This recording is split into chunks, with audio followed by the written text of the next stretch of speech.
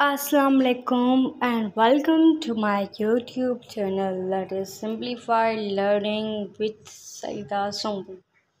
अच्छा, हम वर्ब को डिस्कस कर रहे थे और वर्ब के अंदर हमने टेंसेस को स्टार्ट कर लिया था। प्रेजेंट इंडेफिनिट टेंस को हमने डिस्कस कर लिया था। बाकी के जो हमारे पास 11 टेंसेस हैं हम उनकी तरफ मूव करते हैं और today will discuss present continuous tense. लेकिन प्रेजेंट इंडेफिनिट टेंस को हम रिकेप कर लेते हैं। इनके तकरीबन 6 यूजेस हमने पढ़े थे और इसके रूल्स भी हमने डिस्कस किए थे, ठीक है। और आज हम जब प्रेजेंट कंटिन्यूस टेंस को पढ़ेंगे तो वो भी हम इसी तरह क्लियर करेंगे कि यूजेस कौन कौन से होते हैं और फिर इसके मेन रूल्स कौन से होते हैं, क्योंकि यूजेस का जानना बहुत ज़रूरी इसलिए भी है कि आप पहचान लेते हैं कि ये तो इसका यूज़ ही नहीं है, तो आप एरर डिटेक्शन में इसको आराम से टेंस को और सेंटेंस को अल्टर कर सकते हैं।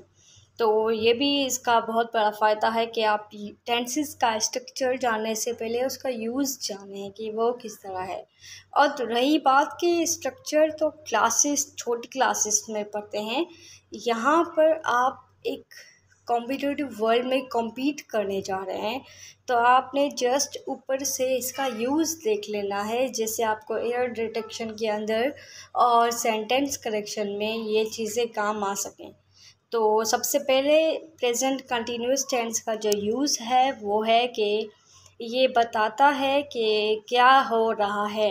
अब यहाँ पर आपने एक चीज़ का बहुत ज़्यादा ख्याल करना है कि देखें, जब हम प्रेजेंट कंटिन्यूस टेंस यूज़ करते हैं तो वो चीज़ हम बता रहे होते हैं कि ये चीज़ होती है। अब ज़रूरी नहीं है कि हर बार होती है, ठीक है।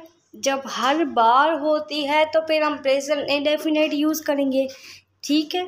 अब यहाँ पर अगर हम बता रहे हैं कि पेनाडोल हील्स मी, तो ज़ाहिर सी बात है हमेशा हील करती है, तो ये प्रेजेंट इंडेफिनिट टेंस हो गया।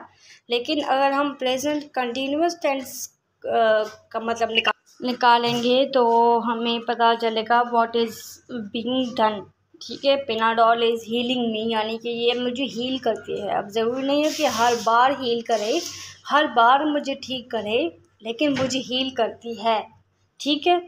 अब ये इसका यूज़ है, बहुत सुकून से आराम से आप इसको कैच कर सकते हैं। उसके बाद हम रूल नंबर 2 को डिस्कस करेंगे। रूल नंबर 2 में ये है कि ये हमें फ्यूचर की मीनिंग भी देता है जब हम एडवर्ब ऑफ टाइम यूज़ करते हैं, जिस तरह हमने प्रेजेंट इंडेफिनिट टेंस में पढ़ा था। The result is coming next week. Structurally this is the sentence of present continuous tense, but from meaning we are getting the sense of future tense.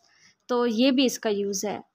अब हम थोड़े से इसके रूल्स को देख लेते हैं। सिंपल हैं रूल्स। इज़, एम और आर का यूज़ करना होता है हेल्पिंग वर्ब के तौर पर, और वर्ब का वैसे मेन वर्ब का फोर्थ फॉर्म यूज़ करना होता है। इज़ हमारे पास सिंगुलर सब्जेक्ट्स के साथ आता है और आर हमारे पास जो है वो प्लूरल सब्जेक्ट्स के साथ आता है। एम हमेशा आई के साथ आता है।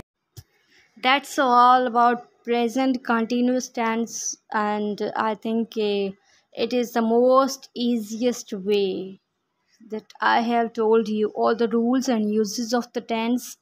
आप प्रैक्टिस कर सकते हैं इस पर हर बुक में, रेनन मार्टिन में और हर डिफरेंट बुक्स में इनकी एक्सरसाइजेस मौजूद हैं। That's all. अगर आपको इसके अलावा भी कोई क्वेरी है, कोई क्वेश्चन है, कोई चीज़ डिस्कस करनी है, तो you can contact me on my Facebook page learn with symbol. Stay tuned till the next lecture. Thank you so much. अल्लाह हाफिज़।